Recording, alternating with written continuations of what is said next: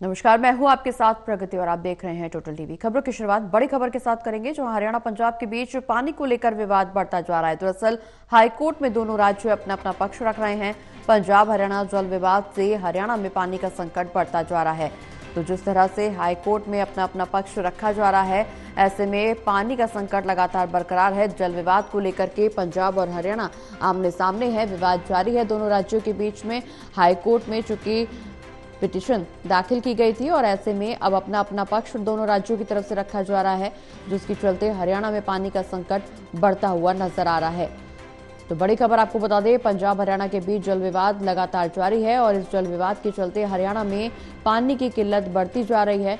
दोनों राज्य अपना अपना हाईकोर्ट में पक्ष रखते हुए नजर आ रहे हैं, लेकिन यहाँ जनता पानी के संकट से परेशान है।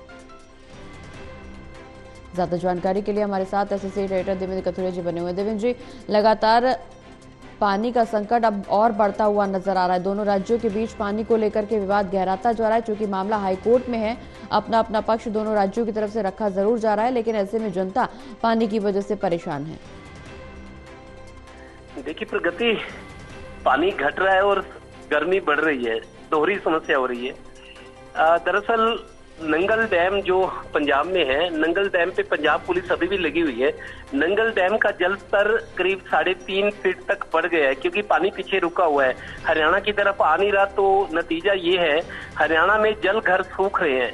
ये समस्या कई दिनों से चल रही थी, लेकिन पानी की और ज्यादा कमी होती जा रही है। पहले दरअसल भारत पाकिस्तान की तरफ सबका ध्यान था, देश की बात थी, लेकिन लोग अब अपने बारे में सोच रहे हैं कि हमारी जरूरत का पानी नहीं मिल रहा और संकट हर दिन गहरा रहा है।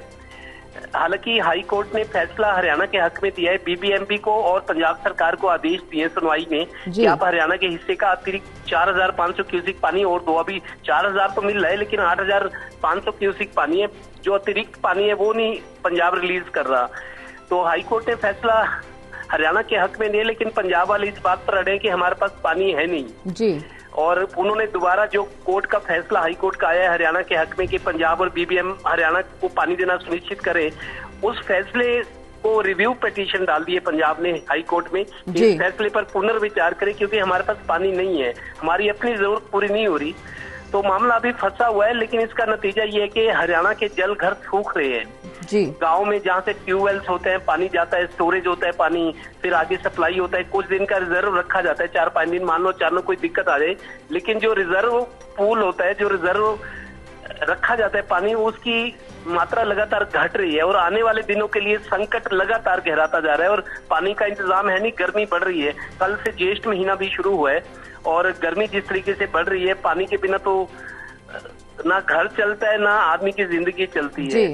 तो परेशानी तो है ही। अब देखते हैं, हाई कोर्ट ने फैसला सुरक्षित रखा हुआ है, क्या कुछ होता है आगे। जी बिल्कुल देवेंद्र जी, बहुत बहुत शुक्रिया तमाम जानकारी दर्शकों तक पहुंचाने के लिए। आप बने रहिए हमारे साथ, हम फिर लौट रहे हैं आपके पास।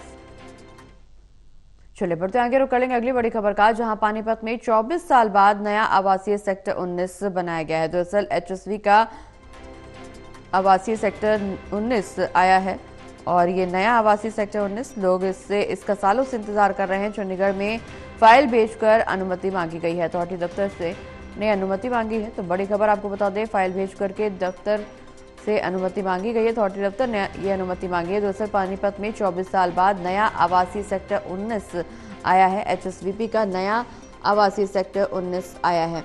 ज्यादा जानकारी के लिए हमारे साथ एसोसिएट एडिटर देवेंद्र कथुरिया जी लगातार बने हुए। देवेंद्र जी, चंडीगढ़ में अथॉरिटी दफ्तर ने अनुमति मांगी है। दरअसल खास बात यह है कि 19 सेक्टर आवासीय सेक्टर 19 एचएसवी का नया आया है। अब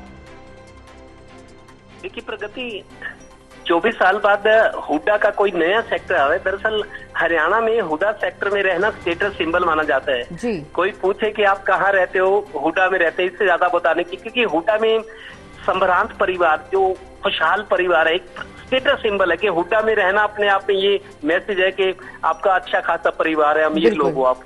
तो लेकिन अब हालात बदल गए। 24 साल बाद ये सेक्टर 19 अंसल सुशांत सिटी के साथ लगता हुआ जमीन बहुत साल पहले एक्वायर हुई थी, लेकिन अलग अलग वजह से काम चलता रहा।